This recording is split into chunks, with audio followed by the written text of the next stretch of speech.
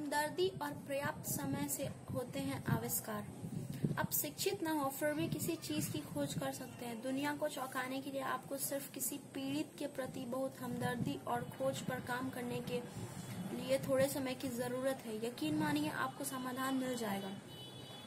7वीं कक्षा में स्कूल छोड़ चुके गुजरात के जामनगर के रोहित करेलिया और 12वीं तक पढ़े केरल के कोट्टयम के डेनिस मैथ्यूज ने अपनी नई खोजों से यह साबित किया है।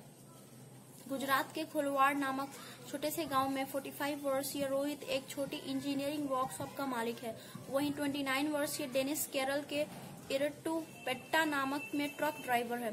रोहित की छोटी सी फैक्ट्री में 20 कर्मचारी काम करते हैं, जिसमें 10 सीलिंग और 5 पेडस्टल पंखे हैं। चूंकि उनका काम मेहनत भरा है, इसीलिए ये पंखे ठंडक देने या हवा का बहाव बनाए रखने के लिए पर्याप्त नहीं थे। जबकि इस वर्ष साल मार्च का महीना भयंकर गर्मी का संकेत दे रहा था। डेनिस ने कुआं खोदने वाले अपने दोस्त प्रमोद को कुआं और तालाब खोदते समय हाथ से मलबा उठाने में संघर्ष करते हुए देखा। उसे एहसास हुआ कि कुआं खोदने में सबसे मुश्किल काम मिट्टी, पत्थर और कीचड़ हटाना है। अपने माता पिता के साथ सूरत के 30 किलोमीटर दूर रहने वाले रोहित अविवाहित है। उसे ऐसा सीलिंग फैन बनाने की ठानी जो 360 डिग्री घूम सके, जिससे उनके कामगारों को राहत मिले। जबकि डेनिस ने तय किया कि वो कबाड़ में पड़ी एक बाइक के पेट्रोल इंजन का इस्तेमाल कर छोटी क्रेन बनाएंगे। दोनों को ही लॉकडाउन का लाभ मिला, जिससे उन्हें अपने आइडिया को पंख देने के लिए काफी समय मिल गया। दोनों की माली हालत कमजोर थी, लेकिन उनका आत्मविश्वास मजबूत था।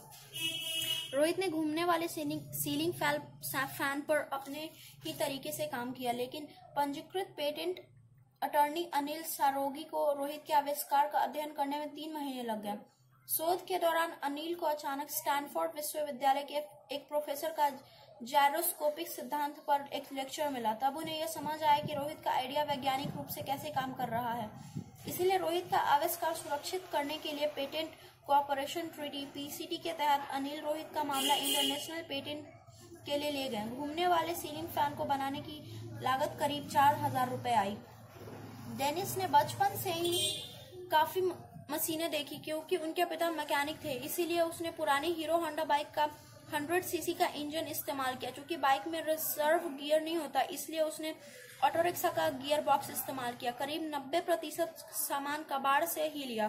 क्रेन 250 किग्रा तक उठा सकती है और 70 फीट की गहराई तक जा सकती है। यह 1 मीटर पेट्रोल में 1.5 घंटे लगातार चल सकती है। क्रेन किसी बाइक की तरह ही चलती है और उसमें पुली की गति नियंत्रित करने के लिए एक्सेलरेटर, गियर बॉक्स और डिस्क ब्रेक है। एर्नाकुलम के अग्निशमन और बचाव दल के अधिकारियों ने क्रेन का निरीक्षण किया है, यह देखने के लिए कि क्या इसे बचाव कार्यों में इस्तेमाल कर सकते हैं। वे इसकी कुशलता से संतुष्ट थे। इसकी कीमत करीब 60,000 रुपए है।